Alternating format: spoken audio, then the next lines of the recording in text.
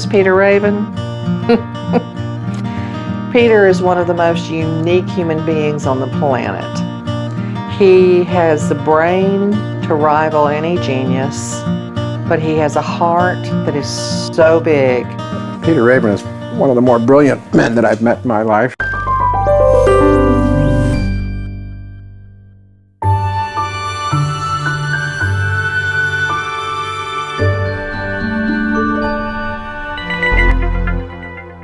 I was born in Shanghai, China in 1936, where my family had been in business since the beginning of the century and in banking. The Depression there drove people out, so actually I was born in 36, but we came back in 37 and I had my first birthday on the boat when we moved to San Francisco. Growing up there, I attended St. Ignatius High School and the University of San Francisco for 2 years, and then moved to Berkeley, where I got my A.B. and on to UCLA for my PhD in 1960. I was interested in both insects and plants, but decided along the way to specialize on plants, and that's what I got my degree in. That all was followed by a postdoctoral in London, 1960-61, which was really interesting. London was still recovering from the war, and I learned a great deal, both at the Natural History Museum and at the Royal Botanic Gardens, Kew.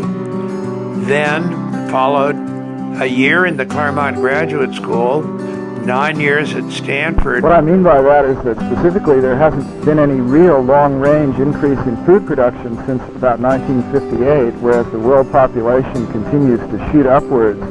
It's not so much a matter of running out of food as it is a matter of famine even more widespread than we have now. And in 1971, I came to be Engelman Professor of Botany at Washington University in St. Louis, and also, and especially, Director of the Missouri Botanical Garden. Stayed in both positions for 39 years and enjoyed the growth and development of programs that was possible in both places. I've loved living here in St. Louis. It's such a pleasant and interesting place. I was an only child, and my parents paid a lot of attention to me. My father used to like to take me on drives way out into the country to collect insects or other plants, long before I could drive. My mother was an ardent horticulturist. She grew gardens and indoor plants and all with great glee. I wasn't interested really in horticulture, particularly until 1971 when I became director of the Missouri Botanical Garden, when it suddenly became a central feature of my life. But horticulture, in that it involved plants, was always interesting to me, in that I always liked to look at the plants, and they were interesting and beautiful and more varied than what one can see in nature.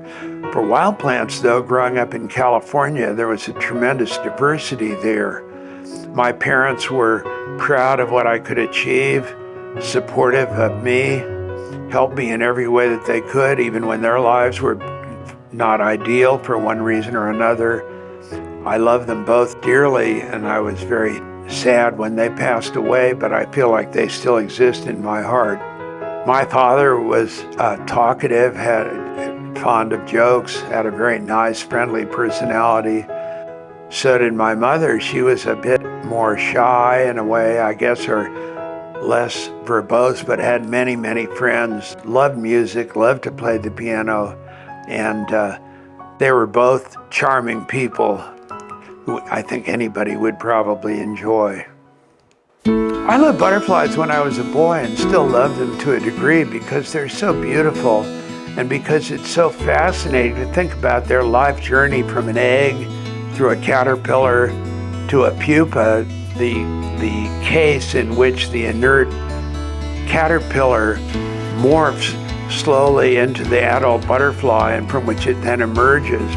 Most butterflies are relatively short-lived, 2 weeks or so. Others live longer as adults, but they're beautiful, diverse, and interesting, and collecting them and getting to know about them is a fascinating pursuit for a young child especially.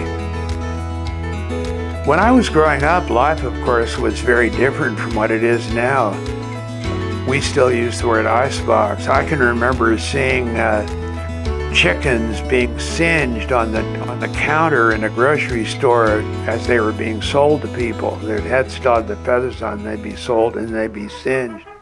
Of course, there was no television in those days.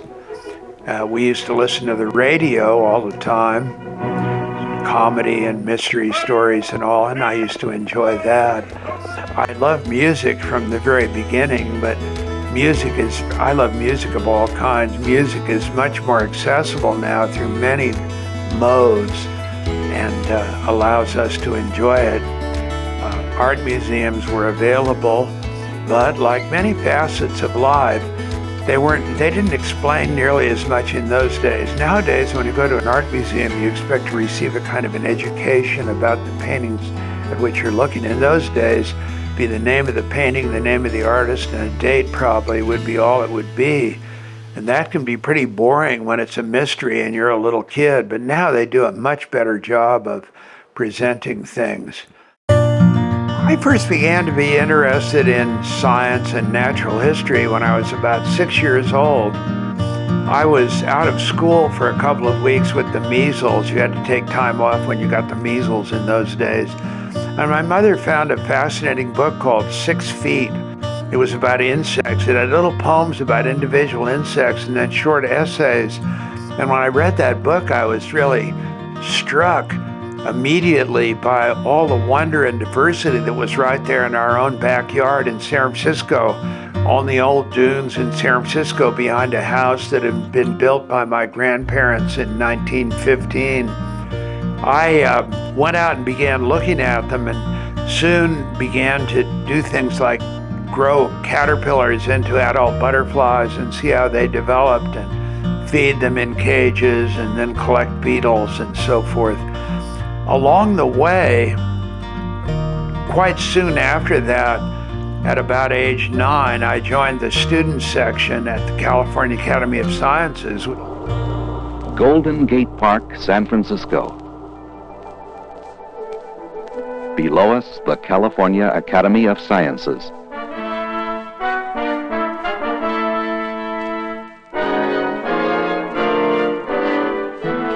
Here, men ceaselessly probe the mysteries of the world we live in.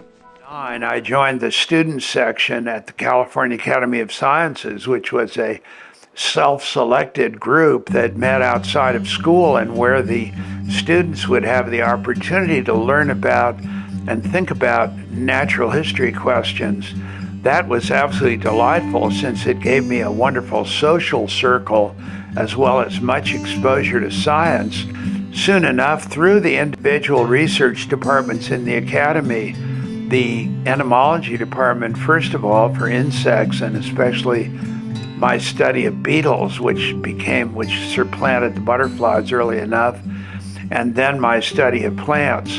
John Thomas Howell in the botany department there was my very early mentor, and he did everything humanly possible to encourage my interest in plants. I used to walk up there after school to the academy, which was only a few blocks from our house, and volunteer in various ways in the department. And I said, I used to enjoy it so much. And when I saw him when he was elderly many years later, he said, you forgot the prize, he said. And I said, what was the prize? He said, I always hid a candy bar in the drawer there where you were working to attract you to come in. So that got me off to a good start, and I always have had wonderful mentors along the way. Most children are deeply interested in biology and the out of doors and butterflies and plants and so forth. And the question is not whether they are interested, but how to encourage that interest. And in every community, there are groups that do encourage such interest, and my very strong advice for parents would be to find ways for their children to participate in those groups, to learn about natural history, and to begin to understand the world that supports the lives of us all. Our memory, reaches its height when we're about 21 years old, early 20s. and then goes downhill from there on. So actually young people have tremendous memories, and they can make use of them when they're exposed to things like that. Our oldest boy, Francis, who's about 45, homeschools both of his boys, who are 12 and 6, and his wife is an environmentalist at the Environmental Defense Fund, formerly a professor at the University of Pennsylvania. And so his son, his older son, my grandson, actually publishes a bulletin now on backyard conservation, which he puts out quarterly. And it's quite amazing the way that he's, after being interested in various things at younger ages, beginning to track some of the exact same things that I did.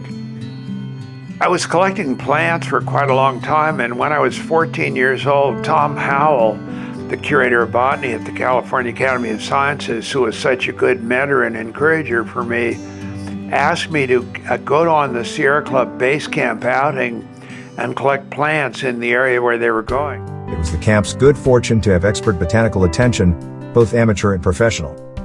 And the present base camp botany attests the thoroughness with which the region was explored.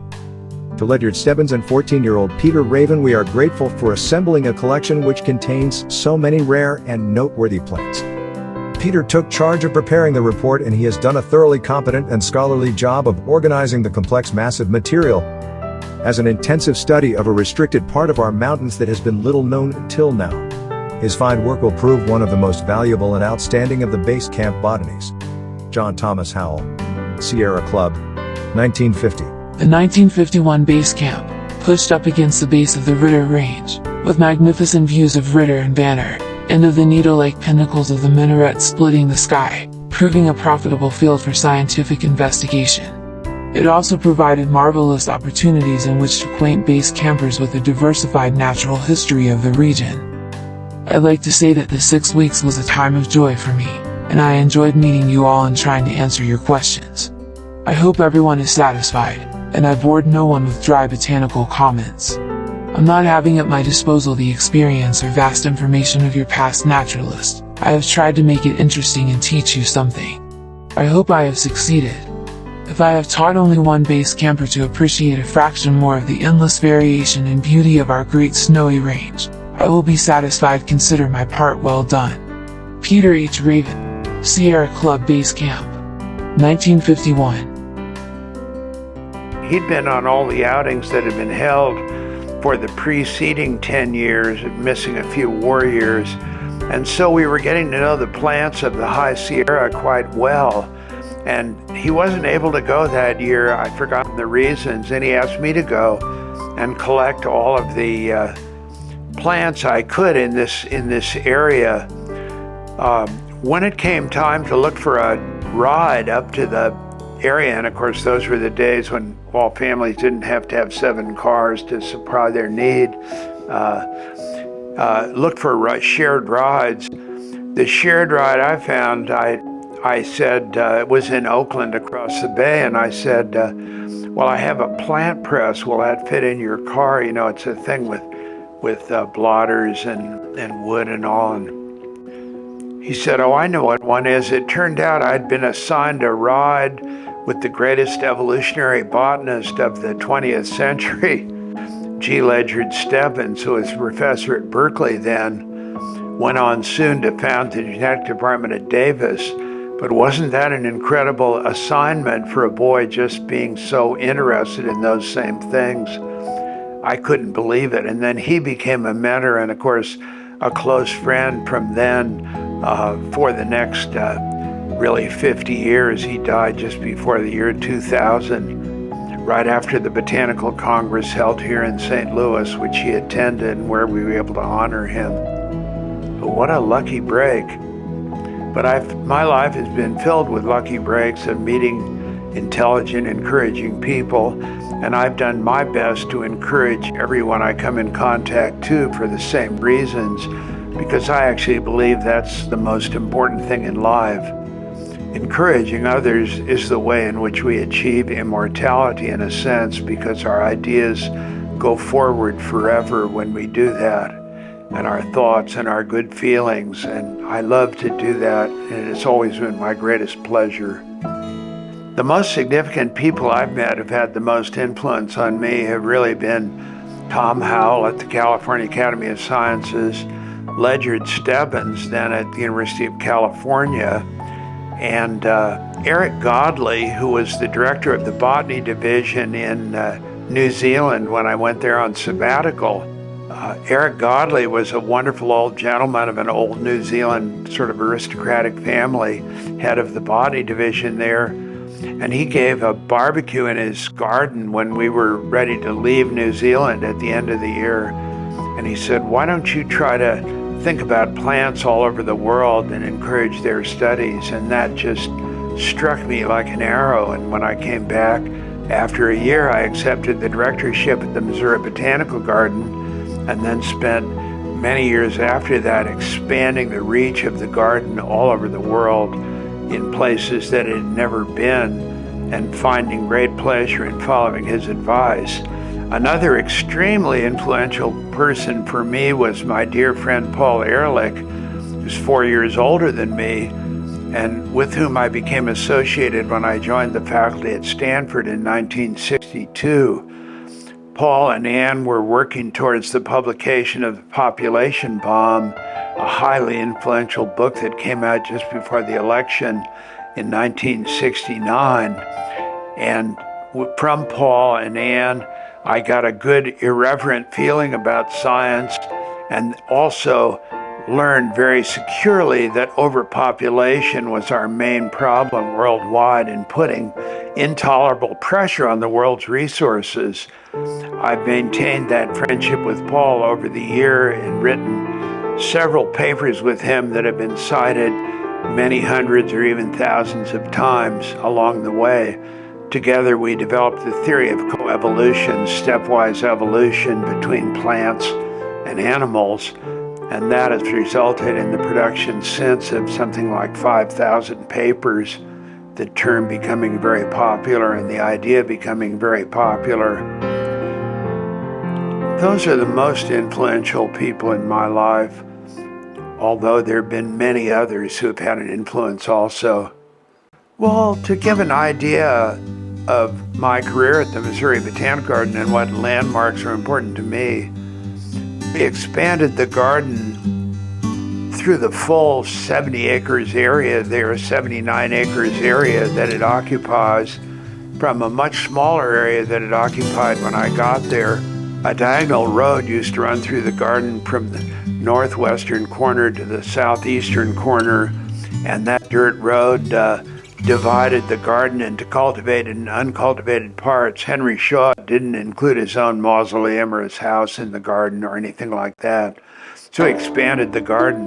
My great joy in expanding the garden was doubtless building the Japanese garden, which was our first major project, and which came about as a result of our master planning for the garden and the suggestion of local members of the Japanese American Citizens League that it would be nice to have a representation of Japanese landscape architecture in the garden.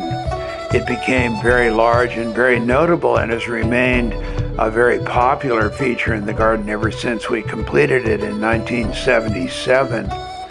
The major accomplishment of my time in the garden, in a way, was getting admission to the Zoo Museum District in a campaign led by Bob Hyland, a notable St. Louisan of the time.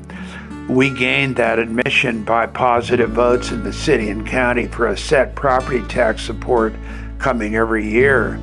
And that supplies, it was about a quarter of the budget of the garden. It's still a very substantial part of the budget of the garden, which is about $45 million.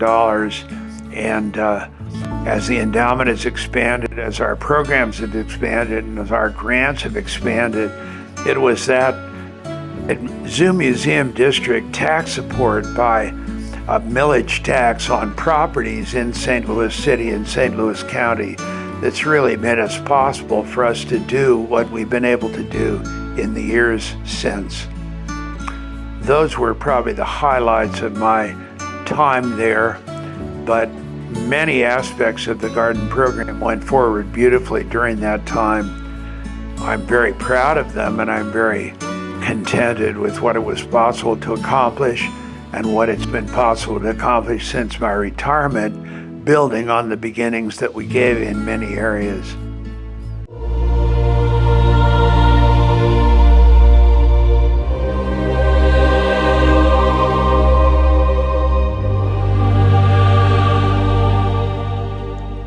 The Pontifical Academy of Sciences was founded in 1603, and actually Galileo was the first president. It then morphed into various similar institutions, with the modern version of the Pontifical Academy of Sciences having been started by Pius XI in 1936, coincidentally the same year I was born. The Pontifical Academy has 80 members appointed for life and a few other honorary members. Among its members are some 25 Nobel Prize winners and representatives from many countries all around the world. About 10 of them are Americans, and the rest are from various countries. And it advises the Pope on matters of science and technology without any moral discrimination in the answers. Is not expected to advise on moral or religious matter. Now, I was selected because of my background in science, and especially global science, because at the Missouri Botanical Garden, we opened up a program that reached all the corners of the world. I'm actually a member of about 20 National Academies of Sciences, recipient of the National Medal of Science in the United States, and various other honors. And that's why I was selected and then eventually approved in 1990. Damos la bienvenida. Here he is. Let's welcome Pope Francis, this culture of care for the environment. And it's the only body of its kind operated by any religious institution in the world. And as a result, the Catholic Church has been a little more receptive to ideas such as evolution, which has been no problem for them since the 1920s or 30s. The encyclical of our current Pope, Pope Francis,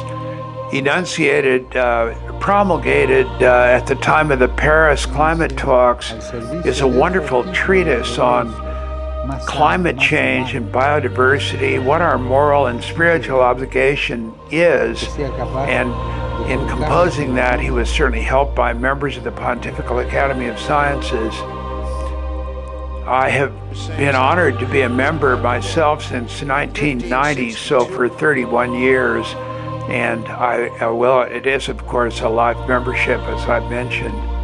A very interesting body, as you might imagine, filled with congenial and highly intellectual people who have many good ideas, a great deal of knowledge, and a sensible bit of humility and wit, which makes them a joyous group to meet with and to talk with and enjoy dinner with. The home of the Pontifical Academy of Sciences is the Casino of Pius IV, built in 1561 and intended as a summer home, which is kind of interesting because it's about 300 or 400 yards from the main residence of the Pope, a summer home for the Pope in those days. And it's a beautiful building surrounding a lovely fountain and a treasury of 16th century frescoes, stucco reliefs, mosaics, and the fountain, the central fountain.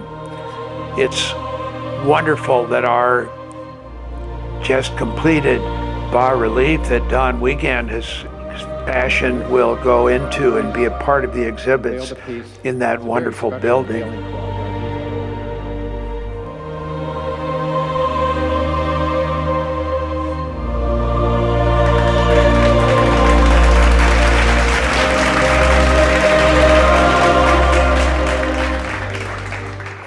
Don Wiegand is a wonderful sculptor in St. Louis who's enriched our area and many other areas around the world with his lovely creations. I met him because in the garden we had a Cora, a beautiful statue of a little girl, which he had done earlier, and then eventually acquired a pair of teenagers running, which we set into the forest there. And I met him in connection with his works at the garden and through our mutual friend, Mary Faust. And as I got to know and appreciate him, I realized what a wonderful addition or contributor he is to the cultural welfare of our community.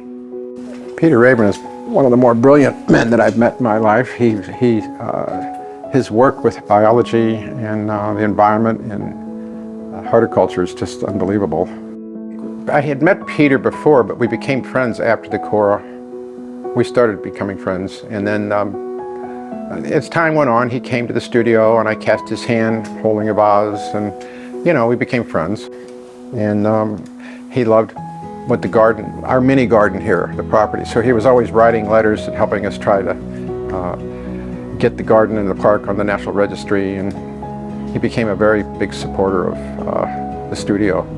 Don Wiegand is a very wonderful creative person, but extremely humble, unpretentious, and willing to share whatever he knows or whatever he can contribute in art, in humor, in humanity to anyone that he meets. He's a really lovely human being who wants little for himself and wants to give much to others, communicating beautiful messages through his wonderful sculptures in all kinds of human endeavor fields. Always a pleasure to be with, always with a good sense of humor, always creative and never pretentious, but striving for the best. That's the way Don is. It's all about communicating to people through his work. Don's sculptures are artistic but highly representative of their subjects, and he uses the art and the medium for the particular sculpture to illustrate facets of the personality of the people whom he's depicting in these sculptures. And he's able to use various degrees of total reality to slightly abstract impressions of the people and create sculptures that are both attractive and also artistic. My impression of Don's bas-relief of the photograph of Pope Francis was always excellent from the beginning. He was clearly inspired by the original photograph and took it to new depths of meaning in his sculpture in making the crucifix which the Pope wears from an original, very realistic and very much of a center point diagonally across the image of the bas-relief. He created a work of art that depicts a very thoughtful and caring man, which is what Pope Francis is.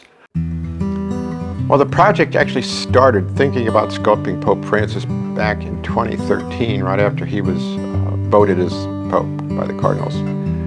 And I was with Archbishop Carlson at the time. We were having dinner at Annie Gunn's, actually, because I had invited him out here. And he knew that I had created the John Paul piece for Regina Clary. So the Archbishop looked at me and says, "Don, you really need to sculpt something on Francis. He's really going to be a leader." 2016, when my friend Dr. Peter Rabin, Emeritus at Missouri Botanical Garden, he and his wife are good friends, and they came by and showed me some photographs that Pat Rabin, Peter's wife, had taken of Francis. And I have seen the world, about 65 countries, through the long lens of a Nikon D800. I've been fortunate enough to have 27 photos in National Geographic products, 4 photos on PBS, and several other opportunities have come my way. But this particular photograph, as usual, I was in the gallery, 3 rows behind my husband, waiting for the beginning of the Pontifical audience. We were there for the meeting of the Pontifical Academy of Sciences. So here I am in the audience, waiting for the service to begin, and the Pope is looking very pensive. I pulled out my camera, a Nikon D800 for those of you who know cameras, with a 100mm lens, and took the shot. And I think the thing that I like most about this portrait of Pope Francis is the grazing light from the window that was behind him and out of frame. It just illuminates his edges and gives it an elegance that I could not have achieved with frontal lighting alone. So as you can see, it's the lighting that makes this image so special. The glint on his ring, the grazing light across the side of his face. It's the lighting that gives it its soul. His expression is priceless. So when Don saw this on the back of my phone, we were at a cocktail party, and he was just asking about our last trip. He saw this image and was riveted by it. I didn't realize that he'd been thinking about doing a sculpture of Pope Francis for a while and had just not found the images that were compelling to him. But when he saw this one, he made up his mind in an instant that that was the image that he wanted to use. Pat took a great photograph in November of 2016 of Francis listening to them. And he always had this kind of pose where he's really doing this, concentrating. I fell in love with that photo and I thought, you know, this is the photo I'm supposed to sculpt. So it was that spring of 2017 when I started working on that project. And Peter Raven had set this up that the piece would be presented to the Pontifical Academy of Sciences, honoring them and recognizing the Pope as the figurehead. They decided this spring that the first conference would be this past September, from the 8th to the 10th, and that they'd like to present it then. So with Peter's help, went to Rome and set up the unveiling, and it was magical. With Francis entering the private chamber there in the private residence, which was amazing, we presented it to him. And the amazing thing was he reached out, touched my hands, both his hands, and said, "Don, you made me look like I'm thinking." And he did his pose. It was just the coolest thing. So I feel like the photographer whose picture has been taken by Andy Warhol and made famous. My photograph is an image that took me 1 second to snap the shutter. Don has put years into this piece, and you'll be excited to see it. I am thrilled to be part of the team, and I was only there because of Peter.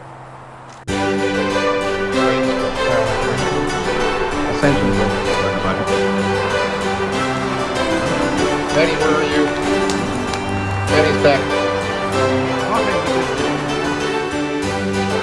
1965, and most of you know this one.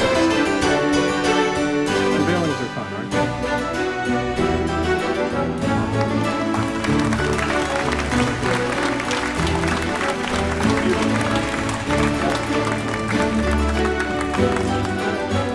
So Peter and Pat organized when the Vatican sent me a duplicate of what Francis wears on the cross. So I had to resculpt it. So if you notice the photograph is a 3/4 portrait. There's frontal, there's profile, and 3/4. So I had to resculpt the cross on a 3/4 view. Very important that we make it historically accurate. Ladies and gentlemen, thank you for coming.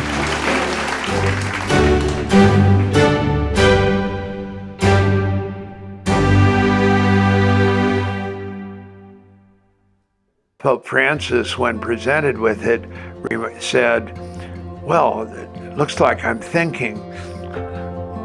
He's a very modest man, too.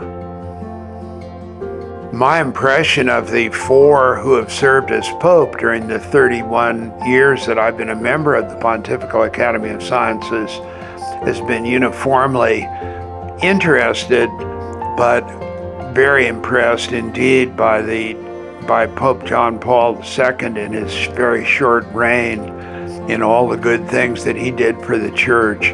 And then again, very impressed with Pope Francis from the very beginning. I really believe that faith and sciences go very well along with one another.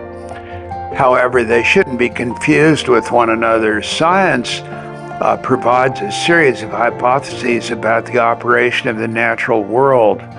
Scientists argue about these hypotheses, and when they agree sufficiently and sufficiently widely, then that becomes the best conclusion that we can reach about them. The holy writings in the Bible should not be regarded as representative of science, but they're representative of the impressions people have, the feelings and emotions that people have, and the kinds of life that they would like to lead. The facts, however, don't change, and that's why it's remarkable and very useful that the Catholic Church has a body that does vet the scientific and technical literature and the scientific and technical fields that are of the greatest interest in putting together its papers and advice for the Pope. At times, he uses them to great advantage, as in his notable encyclical Laudato Si. Le persone di buona volontà a prendersi cura della terra che è la nostra casa comune, which he promulgated on the verge of an important climate meeting in Paris, and which put the church squarely behind the issue of global climate change and the issue of biodiversity extinction. It's amazing that some people in the world still argue against global climate change. Science is not a matter of opinion. It's simply a matter of sifting the best collective thoughts by different experts in a particular field to arrive at the most likely hypothesis to explain them. It's not a matter of science versus something else, because science stands on its own. Therefore, it's very important that the Church have a strong background in science and technology, and other religions which do not have such a body nevertheless have an obligation to take those facts into account in talking about the lives and the practices that they recommend for their own practitioners. The Roman Catholic Church has lasted for 2,000 years, not by changing all the time, but not by failing to change. It changes at times, but in a very steady and thoughtful manner. Around the time of the foundation of the Pontifical Academy of Sciences, in the beginning in 1603, Galileo was the first president of the Pontifical Academy of Sciences. There came to be an argument, and the argument arose for reasons that today we wouldn't accept. It arose because Galileo thought that his finding of, for example, the solar system, the Earth revolving around the sun, would destroy the teachings of the Church. I mean, after all, in the Bible it says the sun rises. Well, the sun doesn't rise, the Earth revolves. But to look at it that way is simply to miss the poetry and the moral lessons that are available in the Bible, which are so incredibly important, and at the same time to miss the wisdom that comes from scientific study. And Galileo, in addition to proposing this rather startling view at the time in the early 17th century, he also tended to go around saying, and the Church can just get out of the way, and Church has to come to understand this. They think a lot of nonsense, criticizing them and everything. He really didn't understand the way that it could relate. St. Augustine of Hippo, in the year about 300, made it very clear that the kind of wisdom that's in the Bible is not a matter of faith, saying that a Christian should not hold to what it states in the Bible as a matter of scientific doctrine, because if they do, a non-believer would laugh them to shame, and for good reason. Galileo was on one side and didn't understand that, and then made some rough edges, but it was only about 75 years before all his views were fully incorporated in the worldview and, of course, accepted by the Church, which has in general been more responsive than most other churches. John Follane di Bloomberg che vuole rivolgere. To ask a question in English, please, for Bloomberg News. I'd like to ask you, some critics, especially in the USA, are saying that the Pope should not deal with science. That the Pope should not deal with science sounds a little bit strange. And when Pope Benedict, for example, encouraged dialogue between faith and reason, it was because he pointed out that reason does have blind spots, a lot of which are pointed in this encyclical. But at the same time, the reason can also challenge religion to be concrete and practical. So we should encourage more the dialogue between faith and reason, which is what the Pope is trying to do in this encyclical. Church, which has in general been more responsive than most other churches to science and technology, as they have developed so remarkably over the last 500 years, especially. Thinking about my favorite plants, the plant family that I have studied for many years has been the evening primrose family, Onagraceae, which includes not only the yellow-flowered and white-flowered evening primroses that occur so commonly along the roadsides here, the genus Clarkia, which is common in floral bouquets, fuchsia, and is a family of about 650 species worldwide. And working on that family, which I started because my mentor at UCLA, Harlan Lewis, in graduate school, was a specialist on one of the genera of that family. Working on that family has taken me to many corners of the world, brought me in touch with many people, and provided a solid scientific base for everything else that I was able to do through the years. So let's say my favorite plant is an evening primrose. Botany is so important to the world because it's the study of plants, and plants, after coming into existence about 400 million years ago, have provided the oxygen that makes our atmosphere breathable, livable, and also blocks the energy from the sun sufficiently to allow terrestrial organisms to come out of the water. Algae that occurred in the water, having photosynthesis like land plants today, began to build up the oxygen. When it got to a high enough level, then they came up on Earth. But plants also determine the quality of the soil on which we grow our crops, the landscapes that so enrich our lives, and the beauty that so enriches our lives. And of course, all of our food, directly or indirectly, all of it comes from plants, directly or indirectly, either from plants or from animals that eat plants or other ways that plants are turned into food.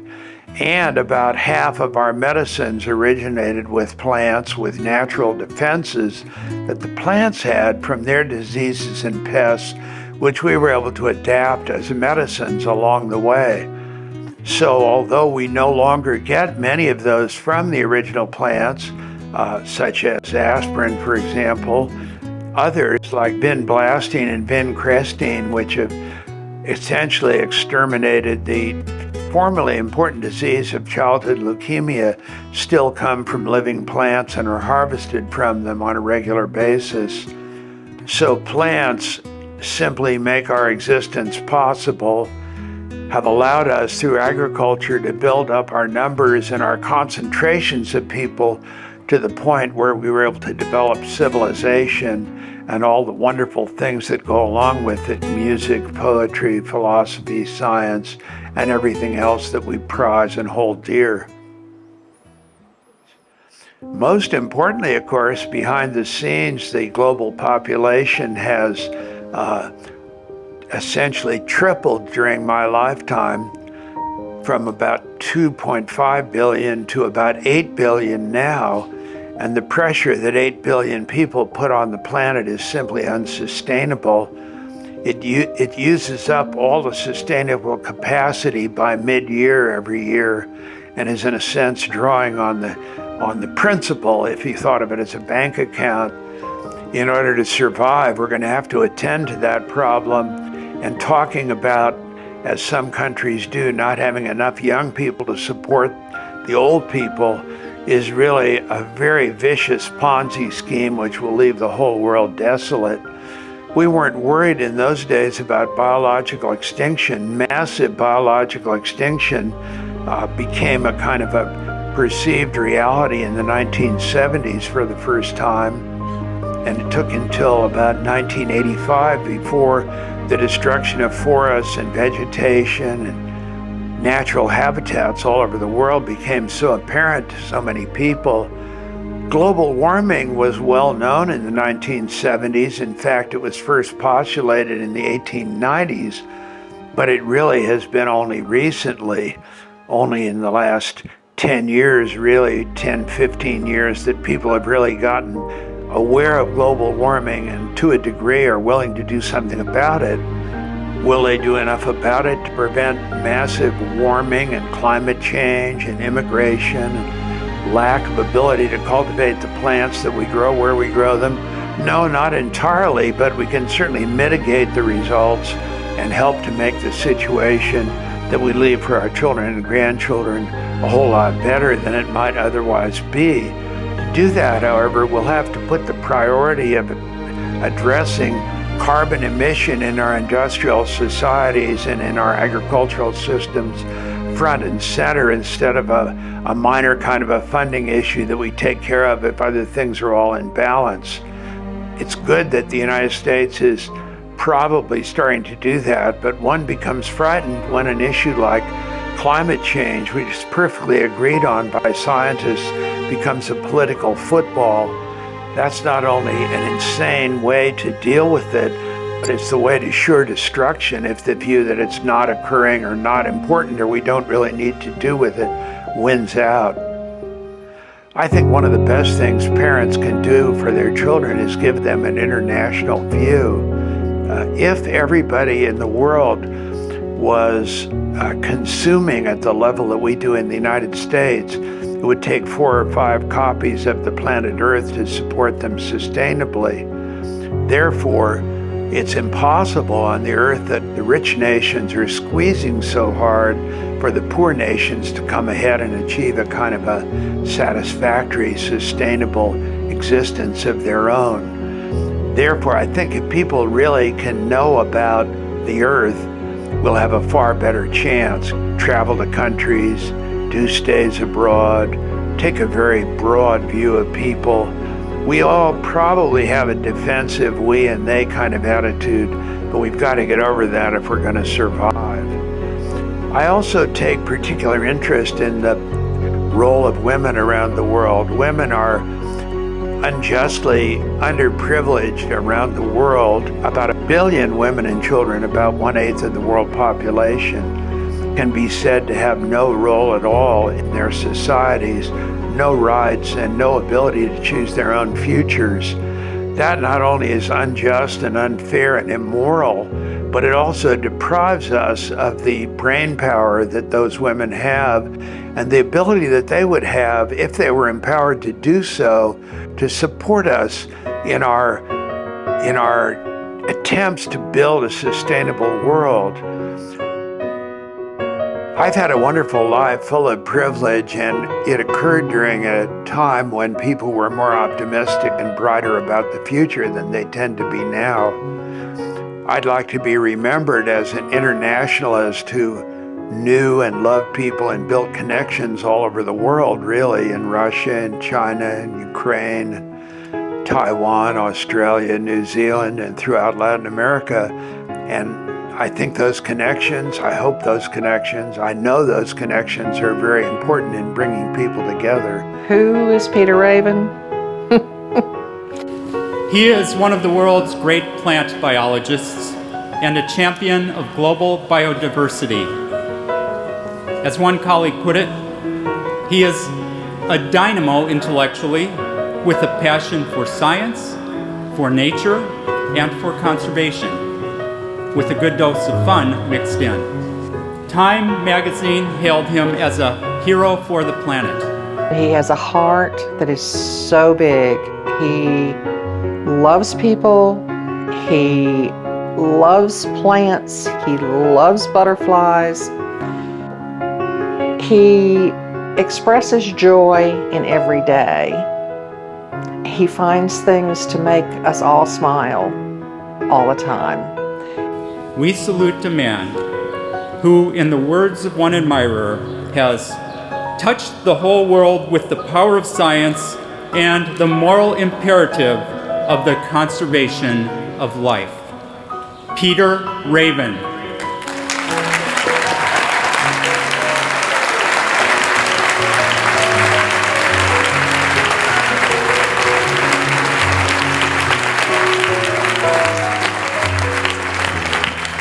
A grand sycamore in the garden of science, he has nourished our knowledge of the phyla of flora and cultivated care for the precious diversity of life.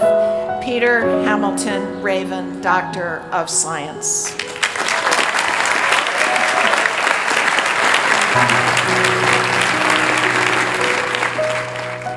It always surprises me when Peter gives a speech at a university somewhere. At the end, the students clamor up. His groupies want autographs and things. They want to touch the hem of the master.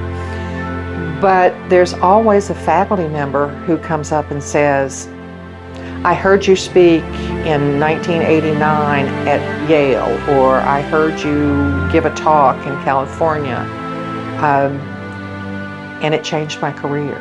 I changed my major. I've chosen a different path. I listened to what you had to say, and I wanted to do something important for the planet. But there are many other problems connected with our rapid population growth. For example, pollution, urban problems, unrest, all of which need a broad attack on the same level as population problems do all over the world. A distinguished teacher, he has written leading textbooks on both botany and the environment, and mentored scores of grateful students. An energetic citizen of science, he has been a central figure in the work of both the National Academy of Sciences and the National Geographic Society. Recognized worldwide for his leadership in conservation and sustainability, he has been elected to scientific academies in nearly 20 nations, from Denmark to New Zealand, from Brazil to China, to India. He helped lead a massive project to classify the 31,500 species of plants in China, and has been a catalyst for international scientific collaboration. Who is Peter Raven? He's just a happy soul.